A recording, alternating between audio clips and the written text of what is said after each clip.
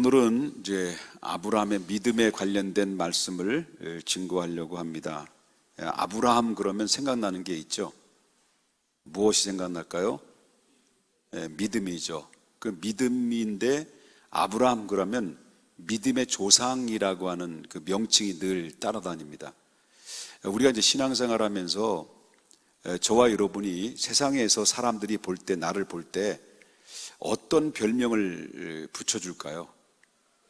어떤 별명으로 붙여줄까요? 저 사람 교회 집사님이지, 아니면 저 사람 교회 장로님이지 라는 그런 별명 말고도 평가를 할 때 나를 어떻게 평가를 하고 있느냐라고 하는 거죠. 아브라함은 어떤 사람으로 평가를 받았냐면 믿음의 조상이라고 하는 평가를 받았어요. 우리도 마찬가지로 세상 속에 나갔을 때 나를 어떤 모습으로 내가 비춰주고 있느냐, 세상 사람들이 나를 바라볼 때 어떤 사람으로 나를 바라보고 있느냐라고 할 때 저 아무개는 평택중앙교회 집사님이지 라고 하는 그 말에 거기서 더 벗어나서 더 뛰어넘는 말씀을 하고 있다고 한다면 평택중앙교회 다니는 집사님인데 그런데 뭐 어떻다는 거예요? 참 신실한 사람이다, 참 믿음의 사람이다, 참 하나님이 보실 때 참 내가 봐도 참 감동적인 사람이다라고 이렇게 인정받을 수 있다고 한다면 세상 사람이나 교회 안에서나 할 것 없이 그렇게 인정을 받는 사람이라고 한다고 한다면 이 사람은 믿음으로 뭡니까? 성숙한 그리스도인이라고 평가를 받을 수 있다라고 하는 것입니다.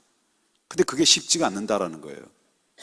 근데 아브라함이라고 하는 사람이 처음부터 믿음의 조상이었느냐라고 하는 거예요. 그건 아니라는 거예요. 처음부터 믿음의 조상이 아니었다라는 것을 우리가 성경의 말씀을 통해서 우리가 볼 수가 있는데, 이 믿음의 조상이 되기까지는 그에게는 인생에 있어서 커다란 이 삶의 계기가 두 가지가 있었어요. 커다란 두 가지의 삶의 계기가 있었는데 그 중에 첫 번째는 바로 뭐냐면 갈대아 우르를 떠나는 것이었어요. 다시 말한다면 자기가 오랫동안 살고 있었던 고향 땅을 떠나는 거였어요. 자, 고향 땅을 떠나는데 쉬울까요? 어려워요. 정든 고향 땅을 떠난다는 것은 쉬운 일이 아니다라고 하는 것인데, 그런데 이 하나님께서는 아브라함을 불러요. 그리고 명령을 내립니다. 명령을 내리면서 그 아브라함에게 하나님이 뭐라고 말하냐면, 아브라함아, 너는 본토와 친척과 아비집을 떠나 내가 너에게 지시할 땅으로 가라 라고 하는 그 명령의 음성을 들려주죠.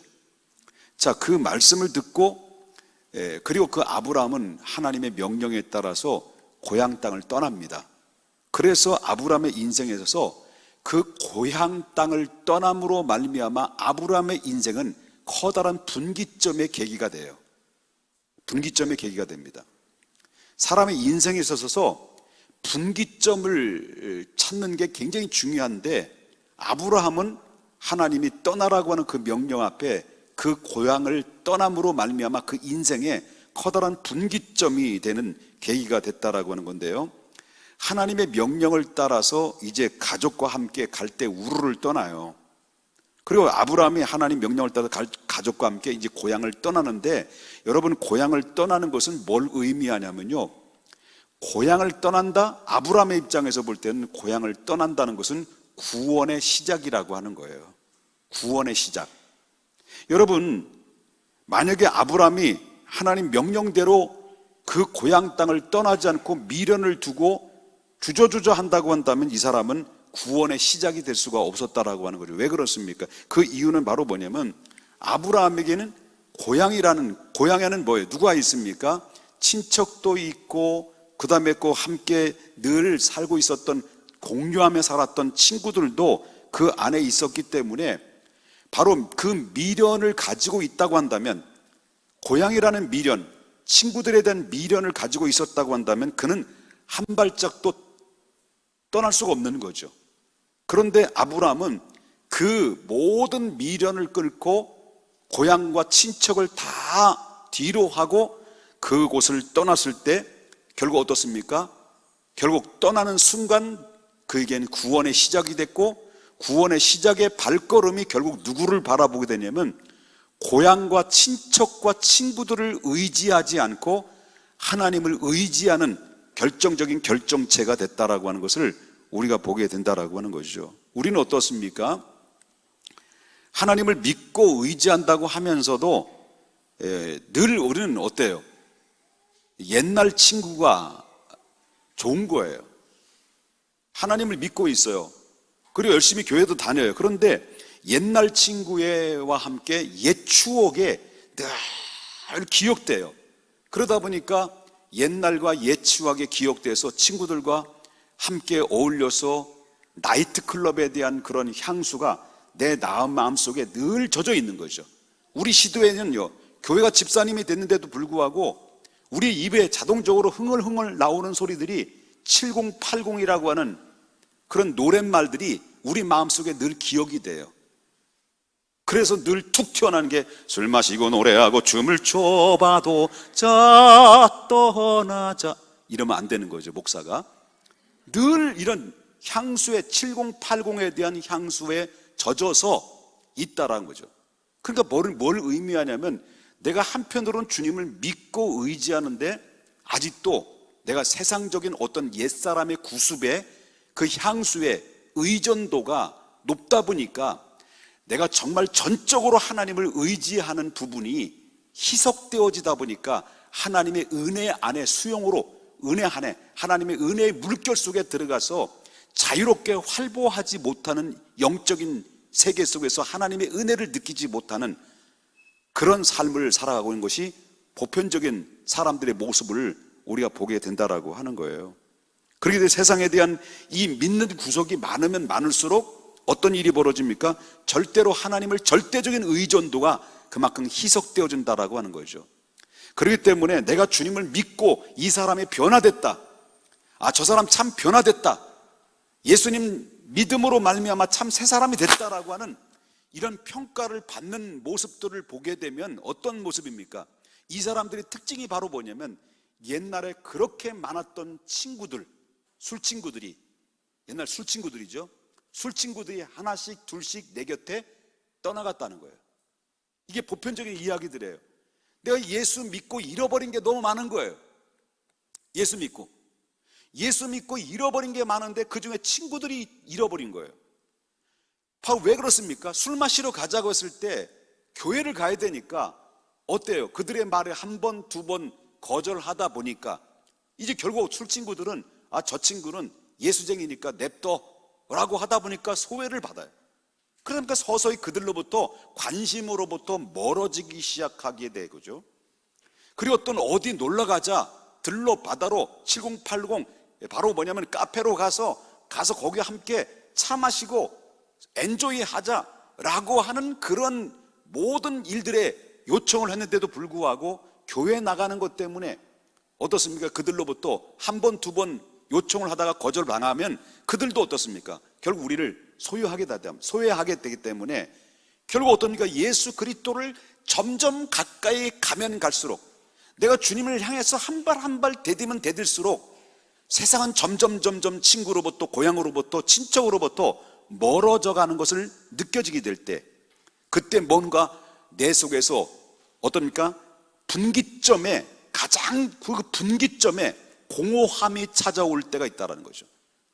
그럴 때 우리가 하나님 앞에 완전히 그분을 의지하고 그분을 신뢰하고 그리고 모든 세상 친구들로부터 옛 구습의 습관으로부터 벗어나면 벗어날수록 이제는 우리는 그 대신 우리가 얻어지는 게 뭐냐면 세상 사람들이 발견하지 못했던 세상의 친구들이 술을 먹고 거기에 정말로 어떻습니까? 술 기운에 의존해서 그 기분 나쁜 그 기분을 풀고 좋았던 기분을 더 업시키고 순간적이고 찰나적인 이런 것으로 인해서 자기의 모든 위로받고 위로를 삼으려고 했던 것들이 다 사라지면 대신에 내가 하나님을 의지하고 하나님을 가까이하고 하나님을 신뢰하고 하나님을 바라보고 하나님을 점점 더 가까이 접근했을 때 여러분 세상에서 돈으로, 세상에서 물질로, 세상에서 쾌락으로, 세상에서 술로, 세상의 즐거움으로도 얻지 못했던 엄청난 어마어마한 영적인 새로운 기쁨을, 새로운 은혜를 그 대신 하나님께로부터 공급받는다라고 하는 거예요. 여러분, 그것은 순간적으로 느껴지는 사람도 있는가 하면 어떤 사람은 이슬비에 옷 젖는 것처럼 하나님의 은혜가 계속 쌓여지다 보면 이 사람이 어느덧 누구의 사람이 됐습니까? 세상의 사람이 아니라 그리스도의 사람으로 바뀌어져 가는 모습들을 우리가 보게 된다는 거죠. 자, 저는 목회를 오랫동안 해왔잖아요. 그것도 한 교회에서만 목회를 해오는데, 그렇습니다. 어떤 분들은 교회 와서 이제 교회 나온 지 얼마 안 됐는데 갑작스럽게 성령의 불방망이로 불을 맞아가지고 막 예수 그리스도를 막 열정적으로 예수님을 믿는 사람들을 발견하기도 하고, 어떤 사람은 이 사람이 언제 변할까? 앞으로 봐도 깜깜하고, 제가 보는 관점에 볼 때 저 사람은 언제 변할까? 앞으로 봐도 깜깜하고 뒤로 봐도 깜깜하고 답답한 거, 답이 안 보이는 거예요. 답이 안 보이는데, 그런데 계속 교회는 나와요. 교회는 나오는데 계속 술은 먹어요. 계속 교회는 나와요. 교회는 나오는데 계속 이거 해요. 이게 뭔 줄 아죠? 몰라요. 교회는 나오는데 계속 이거는 해요. 교회는 나오는데 세상 사람들과 잘 어울리고 기분에 따라서 어떤 땐 교회 나올 때도 있고 교회 못 나오는 데는 반드시 어디 가면 등산 가요. 그러니까 변화될 것 같지 않아요. 답답해요. 그런데 놀라운 사실은 세월이 조금씩 지나가면 하나님의 복음의 말씀이 그의 귀에 들려지고, 어떤 땐 듣지도 하고 어떤 때 졸기도 하는데, 어느 순간 조금씩 그 심정 속에 하나님의 복음의 능력의 말씀이 차곡차곡 쌓여지는데 그게 20년 걸려요. 어떤 사람은 30년 걸리고 어떤 사람은 10년 걸리고. 그런데 나중에 보니까 교회 첫 발을 디딜 때는 저 인간 미안합니다, 언제 사람 돼?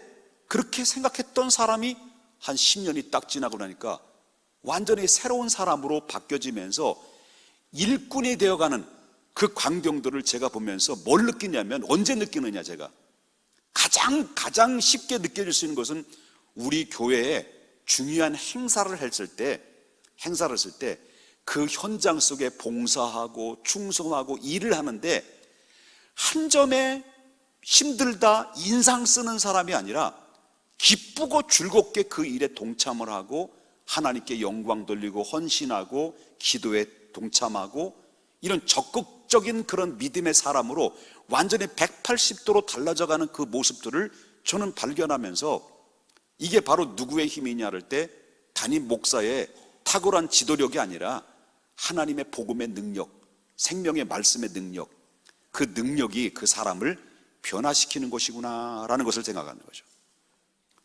믿습니까? 그러니까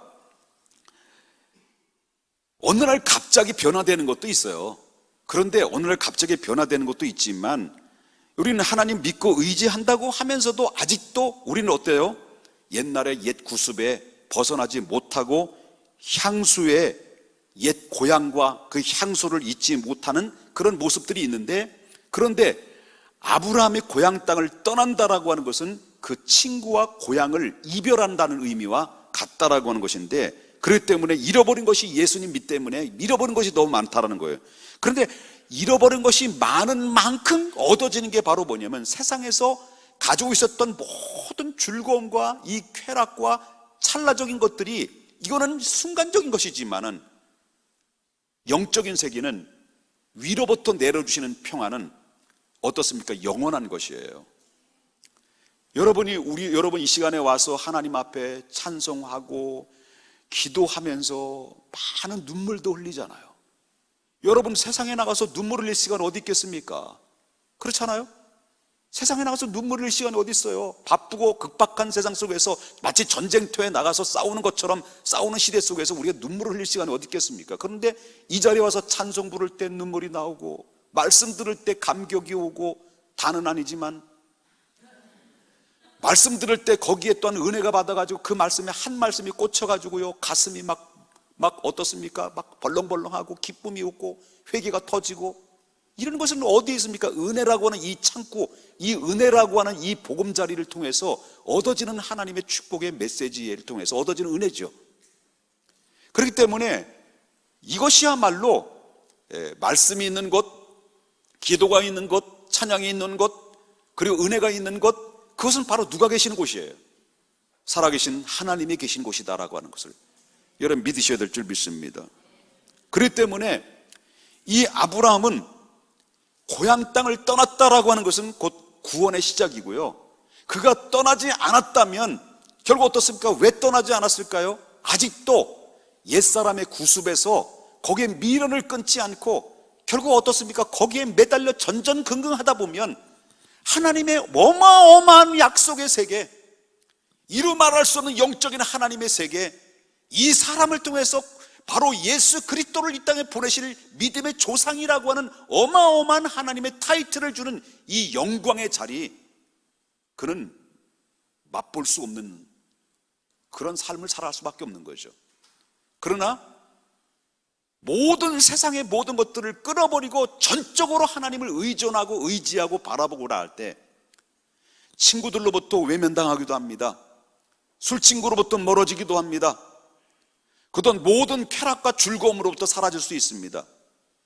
그렇지만 그 대신 얻어지는 것은 영적인 기업입니다. 영적인 기업. 이 기업은 세상이 주는 기업이 아닙니다. 여러분, 이건 신비로운 하나님의 은혜를 공급받는 거죠. 그렇기 때문에 뭔가 여러분 보세요. 저도 예수를 늦게 믿었어요. 교회는 일찍 다녔지만 늦게 믿었어요. 왜 늦게 믿었느냐? 싸가지가 없어가지고 늦게 믿었어요.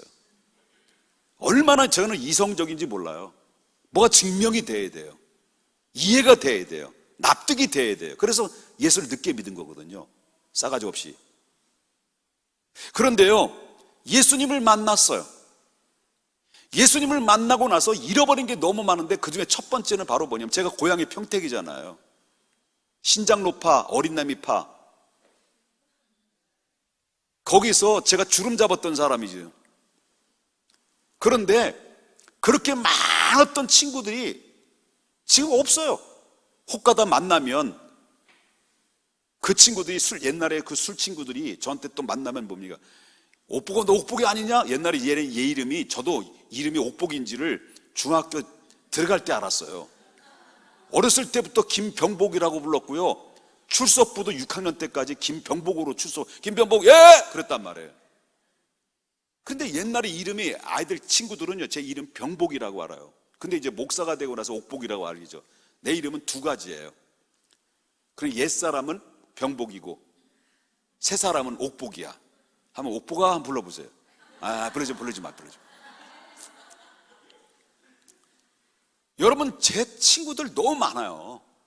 그런데 친구들 없어요. 가다 보면 저 시내 조금만 나가면요, 그 통닭집 앞에서 한 중년 신사들이 이렇게 치권을 하는 친구들이 있어요. 가다 보면 너 영환이 아니냐 뭐 이렇게 물어봐요. 근데 목사님, 그래 이제 목사. 김 목사님 웬일이냐고. 술 마시러 왔다, 그거 아니고요. 예. 그런데 많은 친구들이 그래서 저는요, 북파 공작원 얘기했잖아요. 그 친구들 매달 한 번씩 모여요. 지금도 모이는데 제 이름 삭제했어요. 어느 날 카페 들어가 보니까 영구 제명 됐어, 제 이름이. 잘 됐구나. 이것이 바로 나의 간증이요.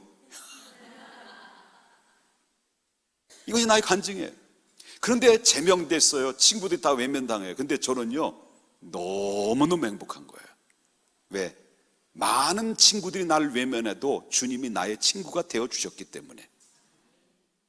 많은 물질적인 부분들이 나에게는 받을 수 있고 얻을 수 있는 기회는 많이 있지만 그걸 포기하는 대신 하나님, 나는 영적인 기업을 받은 하나님의 종이기 때문에 나는 전혀 미련이 없어요. 전혀 미련이 없어요. 최고 행복해요.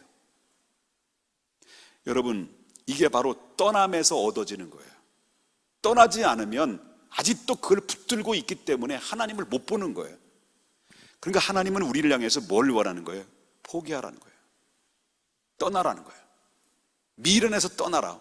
어떻게 떠나? 완전히 떠나라. 완전히 떠날 때 어떻습니까? 완전히 떠나는 그 순간 우리는 그때부터 누구를 의지하게 돼요? 하나님을 의지하게 되는 거예요. 100% 하나님 의지 속에는 뭐가 있어요? 하나님 응답이 있고 기적이 있고 하나님 축복이 있는 거예요. 새로운 미래가 열려지게 되는 거예요. 이런 영적인 체험을 저와 여러분이 얻고 살아가는 자가 이게 바로 승리자요, 성공하는 사람이다. 아멘입니까? 뭐 이해가 되시면 좀 이게 끄떡이라도 좀 해주시고 그렇게 한번 해보실래요? 끄떡. 저는 예수 믿고 나서 잃어버린 게 많아요. 저는요, 교회에서도 잃어버린 게 많아요. 이번 주일날도 우리 재정부 보시는 집사님께 제가 이 커피를 타가지고 이제 누군가 좀 사귀려고 내려갔거든요. 커피만 뺏기고 왕따 또 당했어요. 사무실에 가보니까 요번에 안 떠날 거지 하면서 예, 안 떠날 거예요. 그런데 사무실에서 좀 더 있었거든요. 한 10분 정도. 근데 한 놈씩 두 놈씩 떠나가더라고요. 결국 교회를 순회하면서 보니까 남전도에도 날 버리시고, 그리고 청년에도 날 버리고, 학생들은 날 뭐 알길 드문드문 여기고, 그러다가 결국 어떻습니까? 다시 서례실 들어가가지고 바로 주님 아시지요, 보시지요, 접니다라고 했는데요. 그런데도 저는 외롭지 않아요. 너무 기쁜 거예요. 너무 기쁜 거예요. 이 마음을 누가 어떻게 보일 수 없고 어떻게 보여줄 수도 없고, 나 어떻게 해지 그거를. 나 지금 너무 행복하거든요. 행복한데 뭘 얘기를 해야 되는데 하여튼 우리 옆에 분 인사합시다. 행복하십시다. 그러니까 존말할 때 떠나요. 떠나요. 다 떠나야 됩니다. 정리해야 됩니다. 변화되지 않는, 내가 변화됐다라는 것은 바로 뭐냐면 변화된 만큼 잃어버렸다는 것인데, 그 잃어버린 것은 나에게 전혀 도움이 되지 않는 해가 되는 것이에요. 그러나 얻어지는 것은 나에게 얼마나 영광스러운 것인가를 알아야 됩니다. 잃어버린 만큼 영광도 크다라는 사실을 믿으셔야 될 줄 믿어요. 자, 두 번째 분기점이 있었어요. 아브라함이 이제 하나님이 그에게 축복했어요. 떠났어요. 이 떠나는 과정 속에 많은 연단도 있었고 아브라함은 실수도 많았어요. 실수가 많았어요. 실수도 많이 했는데 어느 정도 실수였느냐? 자기 부인이 예뻤다고 그랬어요? 예뻤다고 그랬어요? 예뻤어요. 겁나게 예뻤어요. 허벌나게 예뻤대요. 얼마나 예뻤는지 잘 모르겠어요. 그런데 이 사람이 어떻습니까? 자기 마누라로 인해서 너무 이쁜 까닭에 자기 생명의 위협을 받을까 봐 마누라하고 협상을 해요. 야, 우리 어디 갈 때 바로한테 있을 때 바로가 아무래도 당신이 너무 이뻐가지고 당신을 데려갈 것 같다. 어쩌면 나의 아내지만 당신이 다른 남자한테 시집갈 것 같다. 그러면 이 여자 누구냐 말하면 내 오랍이다 라고 얘기해. 서로 뭡니까? 서로 이 미연의 약속을 하고 자기 마누라를 누이 동생이라고 속였다는 거예요. 소위 말한다면 최초의 인신매매를 하려고 했던 사람이 누구예요? 이 아브라함이에요. 이 정도 이렇게 형편이 없는 사람이었다라고 하는 거죠. 그런데 이렇게 연단, 훈련을 통해서 하나님께서 약속된 축복을 주시는데, 떠나니까 전혀 불가능한 일들이 아브라함이 고향 땅 옛사람의 지역에서 떠나라 할 때 떠나는 순간 드디어 하나님께서 25년 만에 아이를 갖지 못했던 불가능한 상태 속에서 전혀 힘도 없고 흔들흔들 다리 힘도 없는 사람이, 아브라함의 100세, 그 부인 이쁘다고 하는 그 사라의 90세 때에 아이를 낳았다는 거 아닙니까? 응애예요. 응애. 응애예요, 응애. 몇 살 때 낳았다는 거예요? 100세. 뭘 얻어서 난 거예요? 본토와 친척과 아비집을 떠나 하나님을 의지하고 바라보고 나가니까 인간이 할 수 없는 불가능한 불가항력적인 문제를 하나님이 가능케 하여 주셔서 그의 육체의 기업을 하나님 얻는 하나님의 축복의 사람으로 인도하셨다는 거예요. 이건 상상할 수 없는 일이 벌어지는 거죠. 이거는 인간의 방법으로 되는 게 아니에요. 하나님의 능력으로 되는 거죠. 100세에 얻는 하나님 축복받다. 이런 사람이 아싸 호랑나비가 아니고요. 자, 이제 그러고 나서 두 번째 분기점이 100세 얻었어요. 그 아들을 하나님이 어떻게 하라고 하느냐 할 때 다시 한번 여러분 읽었던 말씀을 1절과 2절을 보겠습니다. 자, 1절과 2절 뭐라고 했는지 다 같이 읽어보겠습니다. 시작. 2일 후에 하나님이 아브라함을 시험하시려고 그를 부르시되 아브라함이신지 그가 이르시되 내가 여기 있나이다. 여호와께서 이르시되 내 아들 내 사랑하는 독자 이삭을 데리고 모리아 땅으로 가서 내가 내게 일러준 한 산 거기서 그를 뭘로 드리라는 거예요? 번제로 드리라 라고 하는 거죠. 자, 아브라함이 지금까지 25년 만에 아들을 주셨고 아들을 낳고 나서 이삭을 낳고 이삭이 어느 정도 청소년이 되는 과정 속에 있었다고 한다면 고향 땅을 떠난 지 약 한 40년? 그 정도 됐겠죠. 상당히 오래된 거죠. 자, 오래된 그런 세월 동안에 이 아브라함의 아들 이삭이 청소년이 된 거예요. 청소년이 되는데, 그런데 이 믿음의 세계라고 하는 것은 만사가 형통만 있는 게 아니라는 걸 알아야 돼요. 형통만 있는 것이 아닙니다. 때로는 어려움도 있는 거예요. 아브라함의 이제 뭡니까? 신기한 것은 아브라함에게 뭐가 찾아왔냐면요, 커다란 시험이 찾아와요. 물론 그 밖에 많은 시련도 있었습니다만 아브라함엔 두 가지 전환점이 있었다고 그랬어요. 하나는 고향 땅을 떠나는 것이고 또 한 가지 커다란 삶의 계기는 아브라함이 독자 이삭을 바치는 거라는 거예요. 바치라는 거예요. 이 청청병력 같은 소리죠. 그것도 누가 바치는, 어떻게 바치라는 거예요? 모리아라고 하는 산에 가서 번제로 드리라는 거예요. 죽여서 태워서 하나님 앞에 제물로 드리라는 거예요. 그 아들을. 이게 말이 되냐는 거예요. 그런데 아브라함이 그때가 어느 때냐? 자, 하나님 약속으로 얻지 않은 이스마엘을 정리하고 다 정리하고 이제 안정된 가운데서 이제 살만할 때 이제 평안한 노후를, 약속의 후손인 이삭과 함께 노후를 편안하게 삶을 살려고 하는 그때에 하나님이 청청병력 같은 시련이 그에 찾아온 거예요. 여기 보십시다. 1절에 보니까 그 일 뭐라 그랬어요? 그 일 후에라는 말이에요. 어려운 문제를 다 치르고 그 일 후에 이제는 그 아들 독자 이삭과 함께 평안한 노후를 살고 이제 행복하게 살려고 하는 그때에 하나님이 바로 그때에 그에게 커다란 시련이 찾아왔다라고 하는 거예요. 왜 하나님이 그냥 살도록 내버려두지, 그죠? 그냥 하나님 앞에 평안하게 살기에 남은 노후는 좀 행복하게 살도 내버려둬야 되는데 왜 살만하니까 왜 하나님은 약 줬다가 병 줬다가 또 약 줬다가 병 줬다가 왜 그러냐는 거예요. 왜 하필이면 그러냐? 자, 물어보겠습니다. 원래 아브라함은 원래 믿음의 사람이었습니까? 처음부터 믿음의 사람이었을까요? 아니었을까요? 믿음의 사람이 아니었습니다. 원래 이 사람은 세상 사람이었습니다.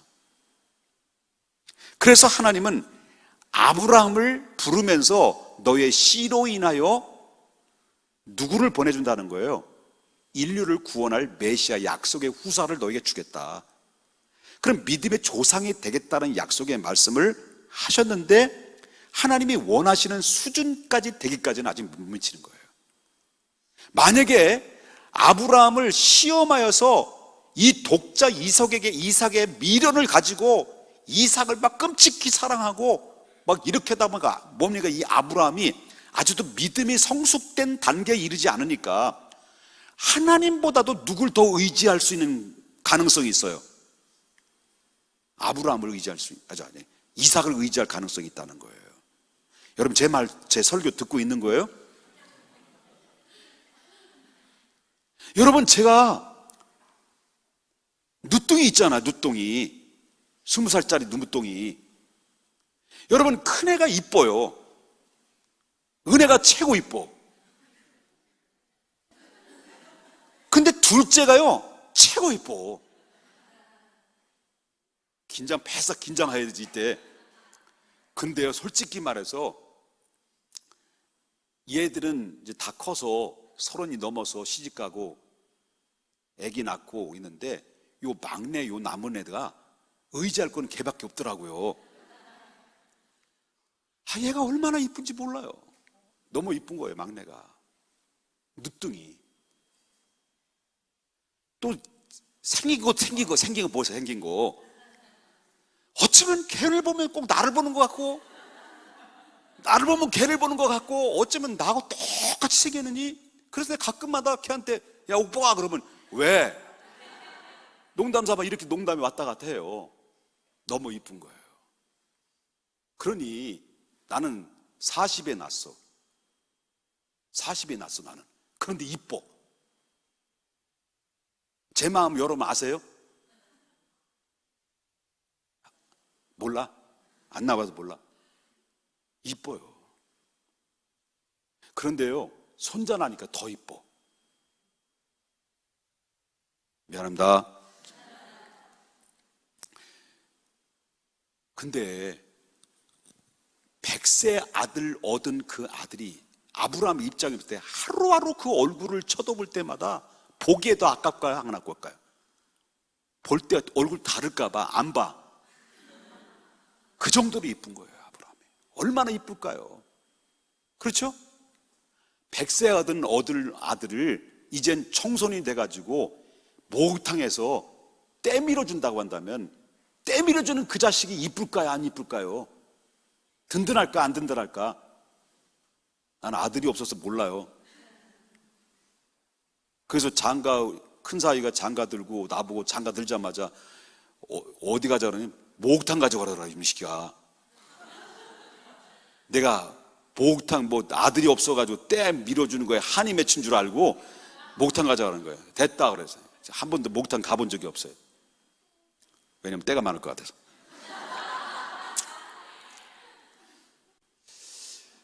자, 그런데 하나님이 이 사람이 아브라함이 100세 그렇게 이쁘고 이쁜 아들 하나 바라보고 남은 일생을 마치려고 했던 아브라함에게 그 아들 달라고 한 거예요. 기가 막힌 거죠. 기가 막힌 거예요. 그런데 왜 그렇습니까? 아브라함의 마지막 단계의 믿음을 시험하는 거예요. 만약에 아브라함이 하나님보다도 그 아들을 의지한다고 한다면 그 아브라함은 믿음의 조상이 자격이 될 수 없는 거예요. 그 씨를 통해서 누구를 보내주는 거예요? 예수를 보내서 인류의 구세주를 보내주는 것이고 그는 곧 믿음의 아버지가 되는 거예요. 믿음의 조상이 되는 거예요. 그러기 위해서는 하나님 반드시 마지막 거쳐야 될 연단이 있는 거예요. 시험이 있었던 거예요. 그래서 아브라함이 아들을 모리아에서 바쳐라. 여러분 모태신앙이 있고 늦게신앙을 생활한 사람도 있어요. 모태신앙을 가지고 있는 사람들은 대부분 평탄해요. 굴곡이 없어요. 그래 안 그래요? 모태신앙은 평탄해요. 그냥 굴곡이 없어요. 들쑥날쑥이 없어요. 왜? 늘 미지근하니까. 늘 미지근해. 그냥 뜨거운 게 없어. 그냥 늘 미지근해. 그런데요 늦게 믿은 사람들은요 굴곡이 심해요. 어떤 때 하늘이 푹 꺼져가지고 한숨 푹푹 쉬고, 세상 살맛 나. 그러다가 어느 날 막 불바다가 쥐야 하다가 어느 날 나요. 이게 바로 늦게 믿은 사람들의 보편적인 형태예요.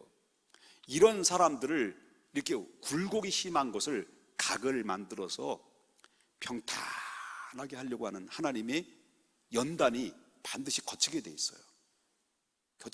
연단이 있어요. 살만하면. 아브라함은 처음부터 믿는 사람이 아니었어요. 믿음의 조상이 만들기 위해서는 그런 연단을 반드시 겪어야만 했는데, 그 연단을 하나님이 주시는데 그거를 하나님께서 허락하셨다라고 해요. 꼭 기억해야 됩니다. 하나님은 우리에게 항상 은혜 안에 성장하고 있다고 해서, 더 순탄하다고 해서 항상 푸른 숨만 있게 만드는 것이 아니다라고 하는 거예요. 그 반대일 수도 있어요. 우리에 찾아오는 시련은 어쩌면 하나님이 나에게 그 시련을 통해서, 보세요, 이 말씀 드리고 마칠게요. 아브라함은 이 시험을 통과했을까 안 했을까요? 이 마지막 시험이었어요. 통과함으로 말미암아 그때 통과하고 나서 하늘의 별 봐라, 바다의 모래처럼 너희 후손이 많아지고 너로 인해서 엄청난 창대의 축복을 주겠다라고 말씀하시고, 그 이후에는 하나님이 아브라함을 시험한 적이 없어요. 그 이유는 하나님의 정말 복을 받아 정말 하나님 앞에 부름받는 멋진 인생으로 삼았어요. 여러분, 우리도 마찬가지예요. 어쩌면 우리가 살아있는 한 시험은 자유로울 수는 없어요. 연단이에요. 사람을 통해서 연단 받는 거 있을 수 있어요. 에이, 더러운 새끼들, 에이, 왜 나만 괴롭혀. 여러분, 더러운 인생, 왜 이렇게 힘들고 왜 이렇게 고달파? 그렇게 많은 그런 외로움과 고독 속에 살아갈 수 있고요. 그런 가운데 있을 때요, 우리 믿음의 사람들은 하나님은 뭡니까? 그렇게 들었다 놨다 하다가 어느 순간은 탁 안전한 궤도로 딱 올려놔요. 그리고 그때부터 하나님이 아브라함을 평탄하게 믿음의 조상이라는 이름 수면 위에 딱 드러나게 해가지고 하나님이 사용하셨던 것처럼 우리도 하나님 그때가 있어요. 지금 다가오는 지금 현실의 고난과 아픔이나 시련들, 실망스러운 일들 있다고 해도 좌절하지 마세요. 하나님은 살아계시고요, 하나님 여러분을 향해서 원대한 계획을 가지고 계시고요, 내가 보잘것없는 존재라고 생각하지 마세요. 저요, 말로 허벌나게 더듬었던 사람 지금도 더듬잖아요. 이런 사람도 쓰고 있고요, 이런 사람도 저를 세계에서 부르고 있어요. 시간이 없어서 못 가는 거죠. 오라는 데는 말아요. 세계에서 부르는데 시간이 없어서 못 가요. 여러분, 하나님이 내가 이렇게 될 줄 누가 어떻게 알았어요? 여러분, 하나님이 아브라함을 부르실 때는 분명히 이유가 있던 것처럼 여러분을 하나님이 부르실 때는 반드시 이유가 있는 거예요. 여러분의 시험, 아브라함의 시험이 있었던 것은 분명히 이유가 있었던 것처럼 여러분들이 당하고 있는 시련과 시험들은 분명히 이유가 있는 거예요. 그 아브라함의 시련을 잘 겪고 나고 나서 이기고 났을 때 하나님은 아브라함에게는 그 인생은 평탄하게 됐고, 그 이름의 타이틀은 믿음의 조상으로 불러졌던 것처럼 여러분의 이름이 복된 이름으로 하나님이 부르심 받아서 사용될 거예요. 하나님 놀라운 축복이, 놀라운 은혜가, 놀라운 영광이 여러분의 이름이 아름다운 족적이 될 수 있도록 하나님의 축복이 임하기를 원하며, 지금 당하고 있는 현실의 고난과 위협과 시련과 유혹들을 잘 이겨내서 절대적으로 우리가 바라봐야 될 것은 살아계신 하나님을 바라보고 의지해야 되는 것입니다. 끝까지 주님 붙잡으십시다. 끝까지 주님 의지하십시다. 끝까지 바라볼 것은 의지의 대상은 사람도 아닙니다, 환경도 아닙니다, 친구도 아닙니다, 그리고 어떤 물리적인 것도 아닙니다. 오직 하나님 한 분밖에 없습니다. 그분만이 나를 잘 잘하시고 그분만이 나를 더 기억하시고 그분만이 나를 위로하실 유일한 분이라는 것을 믿으셔야 될 줄 믿습니다.